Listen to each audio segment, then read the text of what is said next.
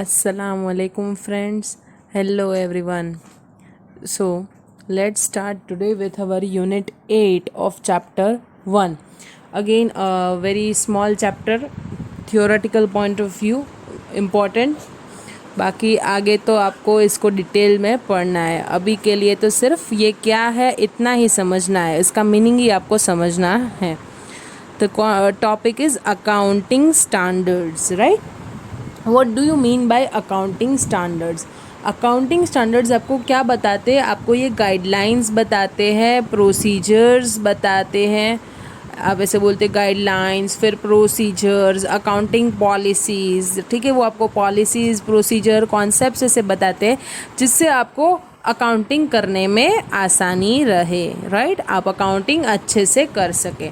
सो ये बस इतना ही बताता है, नथिंग एल्स ऑन इट. एक एक टॉपिक पे वो एक डिटेल्ड गाइडलाइंस, प्रोसीजर्स बताते हैं, मेथड्स बताते हैं कि उसका अकाउंटिंग हम कैसे करें. राइट, अब बात करते हैं अकाउंटिंग स्टैंडर्ड्स के डिफिनेशन की. What is the definition? Right, this was a lemon meaning.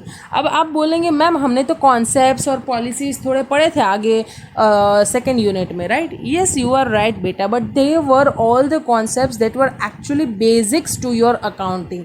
वो अकाउंटिंग का बेसिक्स है जिसको तो आपको फॉलो करना आना ही चाहिए. राइट, बट अकाउंटिंग स्टैंडर्ड आपको डिटेल्ड में एक एक टॉपिक पे, जैसे है इन्वेंट्री तो उसका पूरा एक स्टैंडर्ड है, डेप्रिसिएशन उसका पूरा एक स्टैंडर्ड था. अभी ये प्रॉपर्टी प्लांट इक्विपमेंट में मर्ज हो गया. What do you mean by property plant equipment? That is all the discussion about your fixed assets. Right, फिर इंटेंजिबल एसेट्स, उस पर एक पूरा स्टैंडर्ड है. So they have a detailed discussion on every item of your I would not say every item, but on the selected item of your financial statements. Right, तो उसमें पूरा detail discussion दिया है. जैसे हम बात करें इन्वेंट्री की, इन्वेंट्री का कॉस्ट कैसे वैल्यू करना, एनआरवी कैसे वैल्यू करना, जैसे हमने कल के लेक्चर में सीखा ना, तो वो सब भी डिस्कशन उसमें किया हुआ है. The same discussion we discussed yesterday.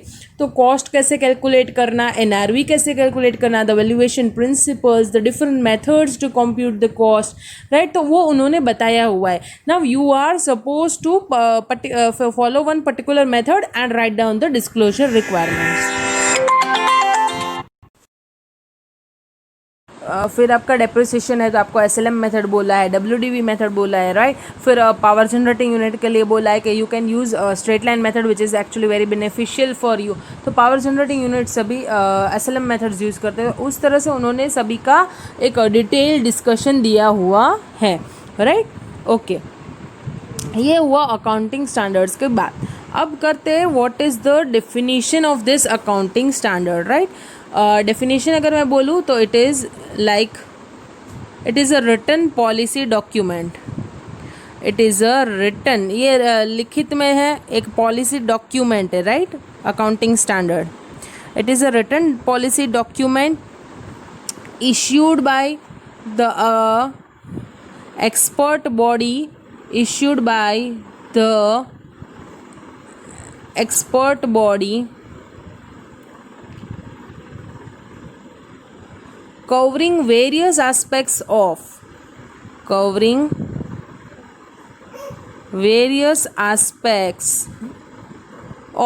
अब वो कौन से एस्पेक्ट्स कवर करते, एक चीज़ समझिए. राइट, जैसे अकाउंटिंग स्टैंडर्ड की बात करें, generally every accounting standard is focusing on recognition of your financial item. Recognition मतलब जैसे मानो इन्वेंट्री, तो आपको इन्वेंट्री को बुक्स में रिकग्नाइज करना चाहिए. फिर आपका ये मतलब in all recognition of your transaction and events. फिर मेजरमेंट, आप उसको मेजर कैसे करेंगे, कौन सी वैल्यू पे ये फिनेंशियल स्टेटमेंट्स में दिखाएंगे.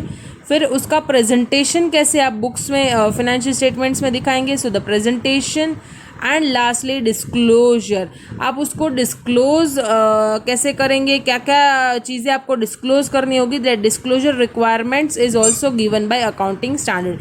तो accounting standard generally deals with all this 4 aspects. ऐसा नहीं है कि हर एक स्टैंडर्ड इस चारों एस्पेक्ट पे बात करता है. Right, certain standards talk on all the 4 aspects, certain standards talk on individual aspect of the financial transaction and event. Right, जैसे मानो इन्वेंट्री की बात करें तो पे इन्वेंट्री की सभी चीज़ें बात हुई है, रिकॉग्निशन कैसे करना है, उसका मेजरमेंट कैसे करना है, उसका प्रेजेंटेशन कैसे दिखाना है और इसका डिस्क्लोजर रिक्वायरमेंट्स क्या है।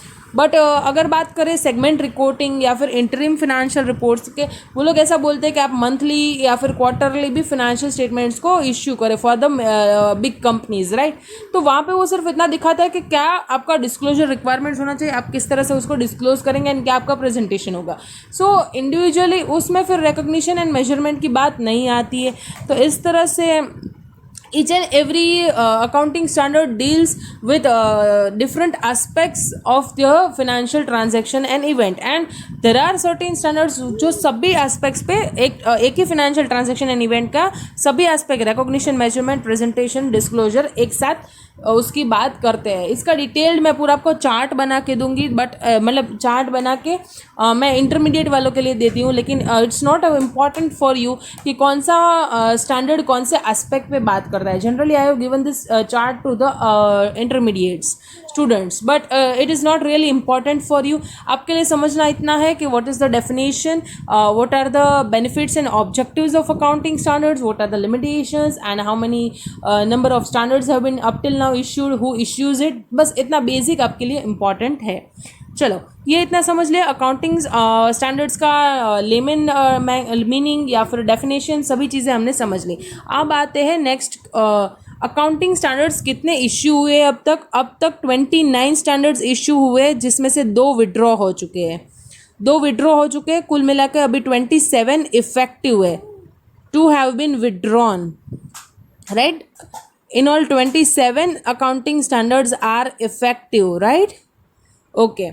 अभी बात करते हैं कि कौन इसको इश्यू करता है, that is the main point.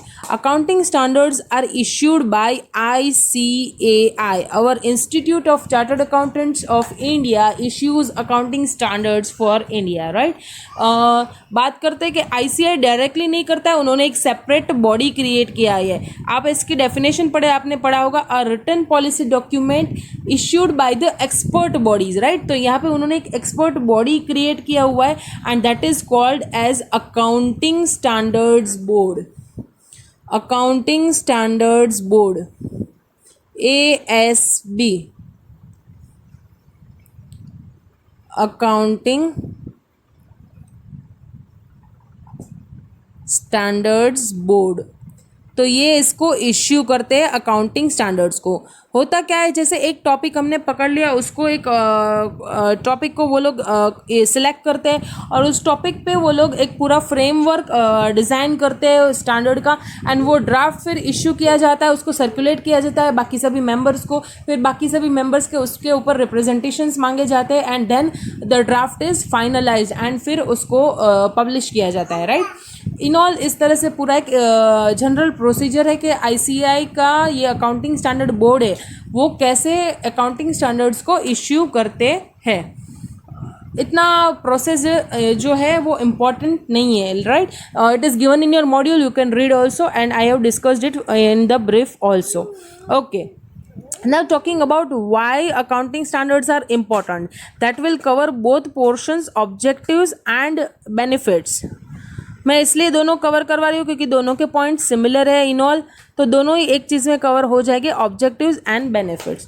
First of all it enhances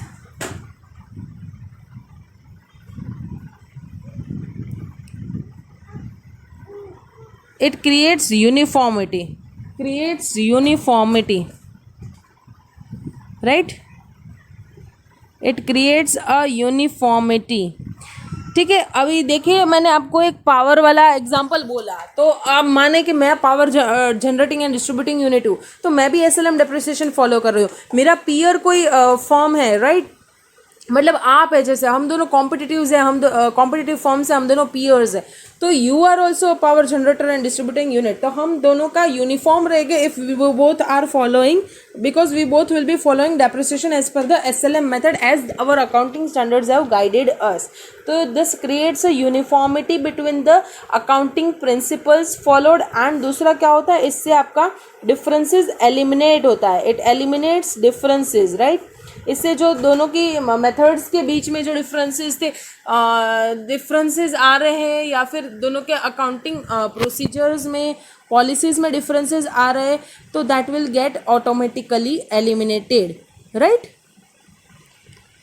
Now, second point is it enhances comparability, right? As it becomes uniform, you can compare it, right, with two financial statements. So you can compare more than equal to two financial statements. So it enhances your comparability. And the last one, it gives additional disclosure requirements. Additional disclosure requirements, right? तो वो आपको कई सारे disclosure requirements बोलते हैं, जैसे कि depreciation की बात करें तो वो लोग आपको बताते हैं कि you just tell us that which method you have followed, what is your carrying amount, right, what is the estimate that you have taken for your useful life, for your residual value. वो सभी चीज़ें हमें उसको disclose करनी होती है हमारे financial statements के साथ. So that gives a better presentation of your financial item and a better knowledge about your financial item which is very important for the stakeholders, right. So the third important is additional disclosure requirements is given by the accounting standards. This is generally ये कभी कभी statue से भी beyond होता है, right. Beyond the statutory requirements भी हो सकता है. अगर कोई स्टैच्यू एक्ट कहाँ पे रिस्ट्रिक्ट हो जाता है तो उससे भी बियॉन्ड जाके ये आपको आस्क फॉर कर सकते हैं disclosure requirement. So you have to do it beyond statutory requirements also it is done. Okay, so this were the objectives, you can say, why accounting standards are required or what are the benefits of accounting standards. Coming to the limitations portion, limitations, what are the limitations or disadvantages of this accounting standards, right? Limitations की बात करूँ, दो ही limitations है. एक limitation ऐसा है कि जहाँ पे बहुत सारे ऑल्टरनेटिव मेथड्स आपको दिए हुए हैं, ऑल्टरनेटिव ट्रीटमेंट्स आपको दिए हुए हैं, तो there is a difficulty in choice. Alternative methods आपको दिए हुए हैं तो वहाँ पे there is a difficulty in choice, आप कौन सा मेथड फॉलो करें, राइट. डिफ़िकल्टी इन चॉइस, जैसे इन्वेंट्री का कॉस्ट में बोल दिया एडजस्टेड सेलिंग प्राइस मेथड है, फिर FIFO, फिर आपका वेटेड एवरेज है, तो बहुत सारी मेथड है. Specific identification method, standard cost method.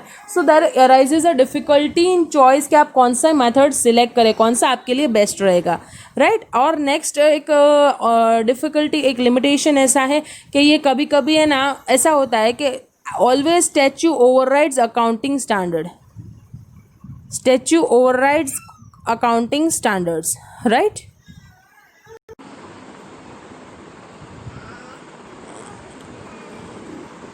Statute overrides accounting standards, right. So in all ये there is a restricted scope that is given to accounting standards. उसको statutory framework में रह के ही उनको ये प्रिपेयर करना था. there is a restricted scope for your accounting standards, right. उनको statutory requirements के लिमिट में रह के इसको प्रिपेयर करना रहता है. So this much about your accounting standards. एक और चीज़ कहना बाकी रहेगी, ये ASB कब इश्यू हुआ था. Your ASB has been set up in the year 1977. In the year 1977. Okay, so this ASB was set up in the year 1977. In all ये आपका national economy, national financial statements को कंपेयर करवा सकता है. जैसे आप अभी यहाँ पे बैठे हैं लेकिन आपका कोई कॉम्पिटिटर फर्म है या फिर आपका कोई ब्रांच है जो किसी और स्टेट में वर्क कर रहा है. जैसे अभी हम गुजरात में है and we talk about the south state, southern states और eastern states. It enhances more comparability between this financial statements. So on the nation wide it gives a more comparability and uniformity between your financial statements. सभी ने इस एक ही तरह से financial statements को prepare किया रहता है. This much about your accounting standards. Just see text. I have given you the highlighted file also in the WhatsApp group. You can check it. You have to write down the summary, listen to the lecture and write down the summary. And ये आपको list दिया हुआ है, इसको याद नहीं करना है, नंबर नाम कुछ भी याद नहीं करना है. राइट जस्ट इतना पता होना चाहिए, इतना नॉलेज आपको होना चाहिए कि आपका ये 27 स्टैंडर्ड्स इफेक्टिव है, टोटल 29 इश्यू किए गए थे। दूसरी चीज़ के अकाउंटिंग स्टैंडर्ड सभी को एप्लीकेबल है ऐसा हम नहीं कह सकते, इसका एप्लीकेबिलिटी क्राइटेरिया दिया हुआ है, कॉर्पोरेट एंटिटीज़ के लिए अलग है और नॉन कॉर्पोरेट एंटिटीज़ के लिए अलग है, राइट। सो कई सारे रिलैक्सेशंस भी दिए हुए हैं for the non corporate entities. अब आगे बढ़ते हैं एमसीक्यूज की ओर। Accounting standards for non corporate entities in India are issued by, ठीक है, नॉन कॉर्पोरेट हो या फिर कॉर्पोरेट हो, दोनों का इश्यू किसने किया है, आईसीएआई ने। So institute of chartered accountants of India, that is the answer. Now second, accounting standards harmonize accounting policies, eliminates non comparability and improves reliability. See, आपका differences eliminate हो जाएगा तो अपने आप reliability improve हो जाएगा financial statements का, right। फिर जो non comparability वाला criteria भी eliminate हो रहा है, it means that they are making comparable, right। थोड़ा सा ये डिफिकल्ट लैंग्वेज में उन्होंने बोला eliminates non comparability, it means that they are making you comparable, right. फिर डिफरेंसेस एलिमिनेट हो गए तो इसका रिलायबिलिटी आपो आप इम्प्रूव हो गया। और हार्मोनाइज अकाउंटिंग पॉलिसीज, बहुत सारी अकाउंटिंग पॉलिसीज को वो हार्मोनाइज करते हैं। So your answer will be all the three. Last one, it is essential to standardise the accounting principles and policies in order to ensure, आपको सभी प्रिंसिपल्स को standardise करना पड़ेगा। क्यों? Because you have to ensure the transparency, financial statements transparent होने चाहिए, वो comparable prepare होने चाहिए और कंसिस्टेंसी भी उसमें फॉलो होनी चाहिए। So we answer will be all the three, D, right. Objectives and advantages उन्होंने थ्योरेटिकल क्वेश्चन में आपको बोला है, सो वो तो मैंने आपको पढ़ा दिया है। Ending up with the chapter here, we will come up with the Indian accounting standards Ind AS in our next session, right? Thank you so much. Have a good day.